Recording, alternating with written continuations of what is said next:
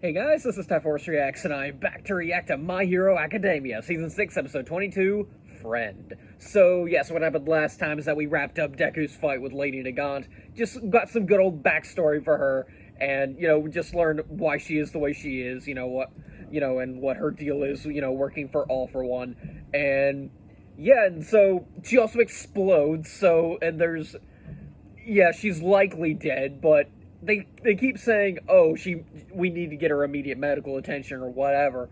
I am torn on that, because on the one hand, my logical brain is saying, don't bring her back, she literally exploded from the inside out, that's not going, one does not simply survive that kind of thing.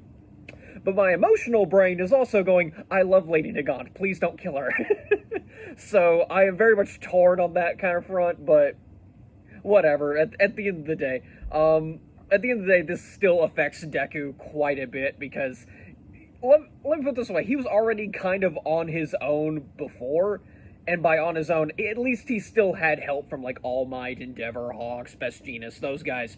But now, I'm having a feeling, I get the feeling he's gonna start being even more self-destructive than he was, because, yeah, that's the kind of look he was giving while looking at Lady Nagant's, burnt and almost dead body. So, yeah, anyway, and yeah, just, the politics in MHA just fascinate me. I want more of that, but I know we're probably not going to get more of that. There's a reason Lady Nagant is my favorite character, because she embodies that. But, anyway, I've been prattling on way too long. Let's just jump right in.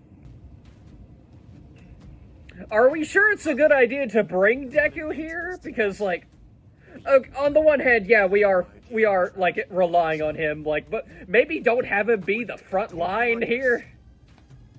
Those who don't fit in are ostracized. Yeah, see, there we go. Like I was saying at the beginning, the politics of My Hero Academia are extremely fascinating. It's really nice to really get into this.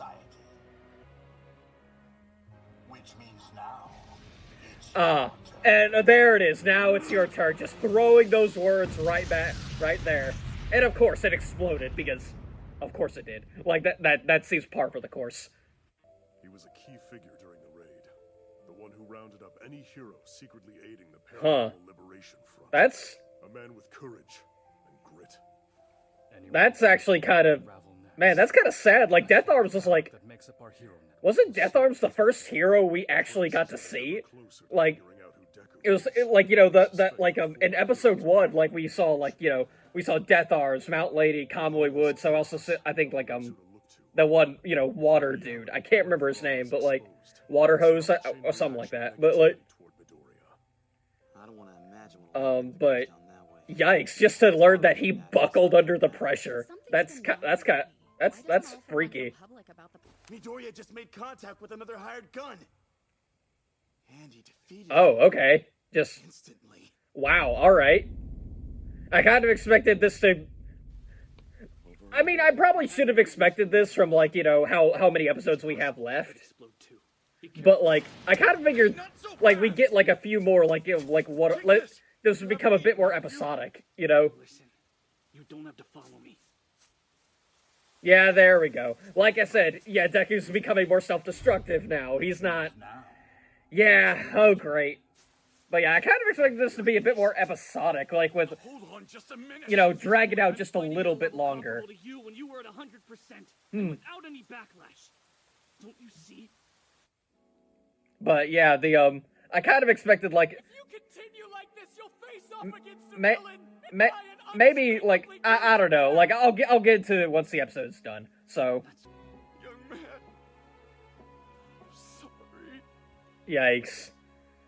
Dang, the one lesson All Might did not want to, pass on to Deku, just how to shoulder a burden alone. Oh, Stain's suddenly here, alright. Oh, okay, I suppose hopefully this will be fun. I don't need to rest yet. I'm fine. Yeah, he says this. He's going to collapse eventually.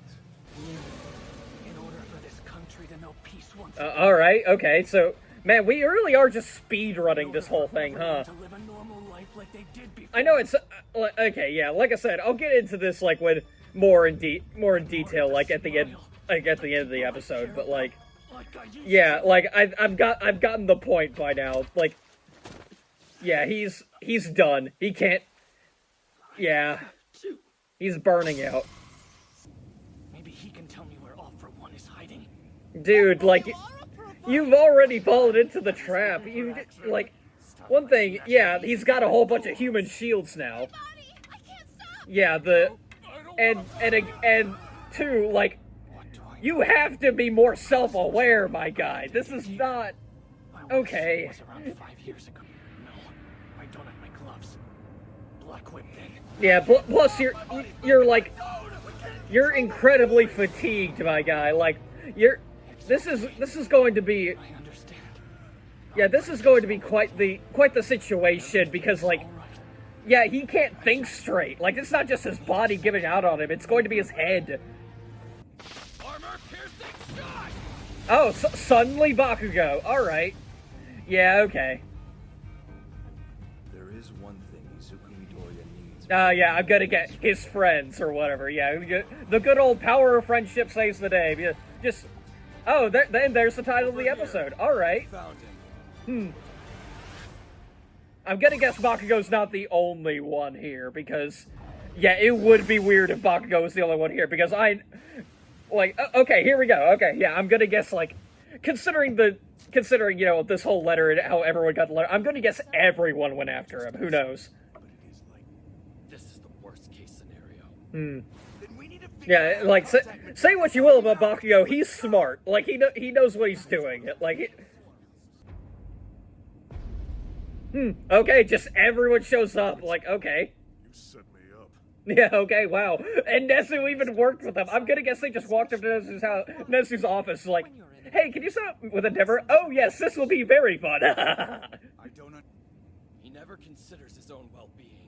Yeah, there we go. Like I said, Bakugo is smart, and he knows what Midoriya is like. Out of everybody here, the only person who has like just as good a read on Deku is probably Uraraka, and even then, like, Jeez, looks like he's shaking off yeah. the moonlight as well.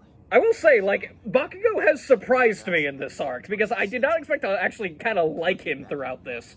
You know how I've been very critical of Bakugo before, and that alone is a problem. Oh wow, okay. That alone is a problem with like Bakugo just going from what he was in season 5 to how he is now in season 6.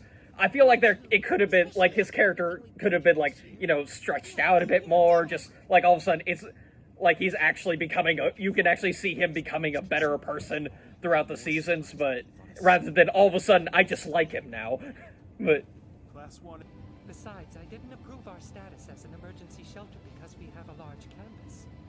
yeah, See, when there we were go. preparing for the last school festival, Right. we enforced the UA barrier.